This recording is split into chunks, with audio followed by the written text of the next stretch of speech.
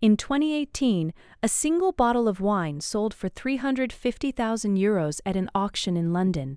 And the most absurd part isn't the price, it's that the grape that produces it is so fragile that one rainstorm at the wrong moment can destroy the entire harvest in a single night. We'll get to that. First, the wines everyone orders but nobody really understands, and we'll end with the one that changed civilization 8,000 years ago. For decades, Rosé was the wine people ordered in secret and never wanted to admit to in public. Cheap, sweet, unsophisticated. The problem is that reputation was a lie.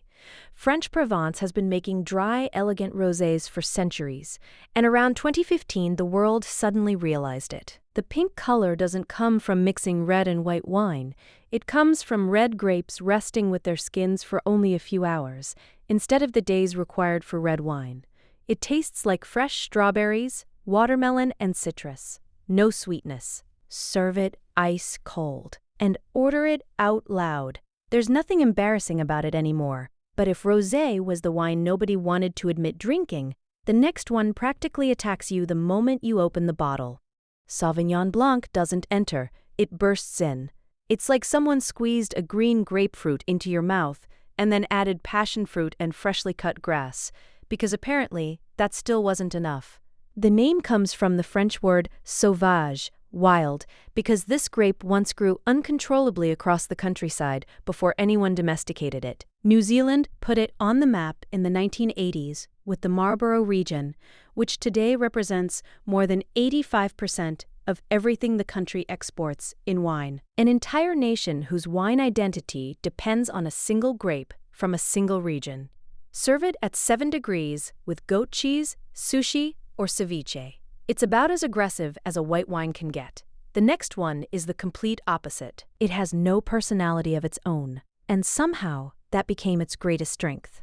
Chardonnay is the best-selling white wine in the world, and also the most hated. Both things are true. Most people who hate it tried one bad version once and sentenced the entire grape forever, like biting into one soggy French fry and giving up potatoes for life. Aged in oak barrels, it's rich and buttery, with notes of vanilla. That's the version California made famous in the 1980s. In stainless steel, it becomes fresh and mineral, with green apple and lemon. That's French Chablis. Same grape. Completely opposite personalities. DNA analysis later revealed that Chardonnay is actually a cross between Pinot Noir and an ancient grape variety. Remember that detail. Pinot Noir comes back at the end, and its story is worth €350,000. In 2004, the movie Sideways was released. In one scene, the main character refuses to drink Merlot, and almost immediately, Merlot sales collapsed across the United States. A real wine destroyed by a fictional character. The irony is that Merlot is one of the smoothest red wines in the world. Ripe plum, cherry, and milk chocolate. The tannins are so soft, your mouth never dries out or tightens. Washington State and Northern Italy make excellent versions for under €20. It's the perfect wine for entering the world of reds without being intimidated. Merlot is the friendly introduction. The next wine has dominated restaurant wine lists around the world for centuries. Cabernet Sauvignon dominates red wine, and it should never have existed. In the 17th century, Cabernet Franc and Sauvignon Blanc accidentally crossed in a French vineyard. Nobody planned it. Scientists didn't confirm it until 1996. The most influential red grape in history is basically a botanical accident. When you drink it, your mouth dries out because of the tannins in its thick skins. Black cherry, black currant, and notes of cedar and tobacco if it's been aged in oak. A great bottle can improve for 50 years. Put a steak next to a good Cabernet, and both somehow end up tasting better together than they do alone. The tannins cut through the fat. The fat softens the tannins. We're now in the top 3. And from here, things start getting strange. Champagne appears at every wedding and every championship locker room celebration. And most people still don't realize it's simply sparkling wine from one specific region in northeastern France. If the exact same grapes are grown anywhere else, you legally cannot put the word champagne on the label. The bubbles exist because winemakers trap yeast and sugar inside a sealed bottle. The yeast eats the sugar, produces CO2 that dissolves into the liquid and waits there until the cork is opened. That process takes at least 15 months. The best bottles rest for up to 7 years. The rest of the world responded in its own way. Italy created Prosecco. Spain created Cava. Germany created Sekt.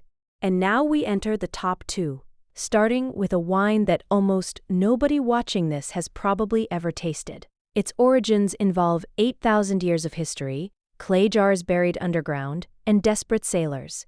Fortified wine is what happens when someone pours distilled alcohol directly into wine, raising the alcohol content to somewhere between 15 and 22%. The most famous examples are port from Portugal and sherry from Spain. Port wine was born by accident. In the 17th century, British merchants bought Portuguese wine, but it spoiled during long sea voyages. The solution was to add brandy to preserve it. The result tasted so good nobody wanted the original version anymore. A great vintage port can age for over 100 years. And here's the connection to those 8,000 years. The French didn't invent wine. Wine was invented in Georgia, in the Caucasus region, around 6000 BC. Farmers left grape juice inside clay vessels buried underground, and it fermented naturally on its own. Archaeologists later discovered traces that are more than 8,000 years old. Georgia is the oldest wine civilization on Earth, and even today, they still use the exact same buried clay vessel method. UNESCO declared it an intangible cultural heritage of humanity. That discovery in a small corner of the Caucasus triggered a chain reaction that eventually led to every wine we've talked about today. And it brings us to number 1. This is the grape behind the 350,000 euros. And once you understand why, you'll never look at a wine list the same way again. That bottle was a 1945 Romanée Conti from Burgundy, France. Only 600 bottles were ever produced because it was the final harvest before the vineyard ripped out its oldest vines and replanted them. Those vines had survived 2 world wars and nearly a century of history. The buyer didn't pay for wine. They paid for the final expression of vines that will never exist again. Pinot Noir has existed in Burgundy for more than 2,000 years, and it's a nightmare to grow. Its skin is so thin that frost, rain, or mold at the wrong moment can destroy an entire year's harvest in a single night.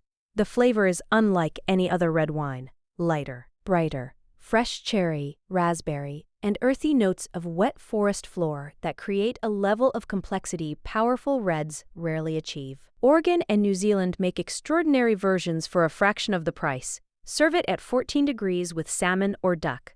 And here's the final twist. Chardonnay, the best-selling white wine in the world, is genetically related to Pinot Noir. The most expensive red wine on earth and the world's most popular white wine belong to the same family. 8,000 years of history, a botanical accident, a movie that destroyed a wine, and a 350,000 euro bottle nobody is ever going to open.